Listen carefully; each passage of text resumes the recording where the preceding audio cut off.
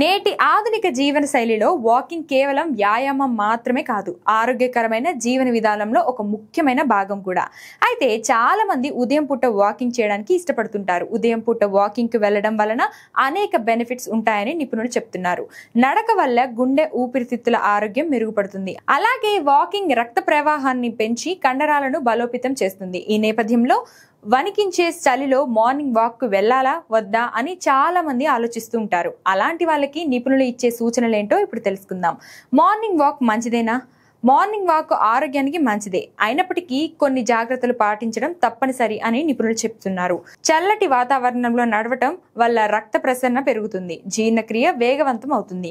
అలాగే ఉదయం పూట వాకింగ్ చేయడం వల్ల తాజా గాలి, తేలికపాటి సూర్యకాంతి, విటమిన్ డి శరీరానికి అందుతాయి. ఇది ఎముకలను బలాన్ని చేకూరుస్తుంది. అలాంటి వాళ్ళు జాగ్రత్త.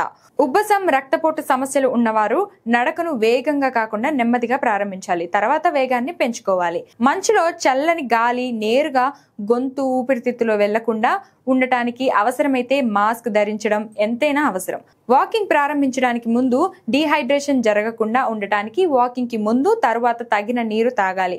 వాకింగ్ ప్రారంభించడానికి వాతావరణం కొద్దిగా వెచ్చగా ఉండేలా చూసుకోవాలి. అప్పుడే వాకింగ్ యొక్క ప్రయోజనాలను పొందగలరు.